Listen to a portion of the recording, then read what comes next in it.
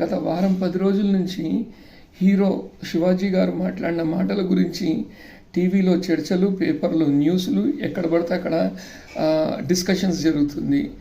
ఏమన్నాడు Shivaji? Unparliamentary language అంటూ చూస్తున్నట్లయితే 2 పదాలంటూ యూజ్ చేశాడు. ఆ 2 పదాలను యూజ్ చేసిన తర్వాత రియలైజ్ అయ్యాడు, దానికి క్షమాపణ చెప్పాడు. ఒక వ్యక్తి తప్పు చేసిన తర్వాత క్షమాపణ చెప్పాడు అంటేనే అతన్ని క్షమించడము మానవ ధర్మము, అది మన నీతి. కానీ అది అతను క్షమించమని అడిగిన తర్వాత కూడా దాన్ని రచ్చగేడుస్తున్నారు అంటే జనాల యొక్క క్యారెక్టర్ ఏ రకంగా ఉందనేది తెలుస్తుంది. ఒకటి, అతను చెప్పింది ఏంటి, మహిళలు నీట్గా కవర్ చేసుకుంటూ డ్రెస్సింగ్ వేస్తే హుందాతనంగా ఉంటుందన్నాడు. కరెక్టే, దాంట్లో తప్పేం లేదు.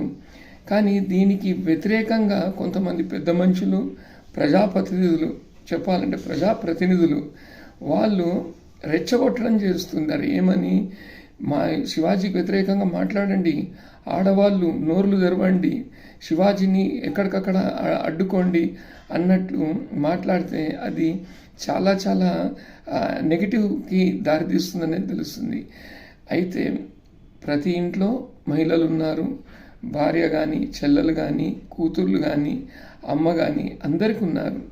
అయితే చెప్పిన దాన్ని కాస్త పాజిటివ్గా తీసుకొని మనము మన యొక్క అలవాట్లను మార్చుకుంటే దానికంటే గొప్ప మార్పు ఏమీ లేదు.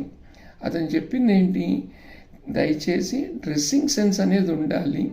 ఒక ఒక ఒక ఇనాగ్రేషన్ కానీ, ఒక వేడుకకు కానీ, ఒక గెట్ టుగెదర్ కానీ, ఒక పెళ్లికి కానీ, ఒక ఫంక్షన్ కానీ వెళ్తున్నప్పుడు దానికంటూ ఒక డ్రెస్ సెన్స్ అంటూ ఉంటుంది. ఆ డ్రెస్ సెన్స్ని ఫాలో చేయమన్నాడు.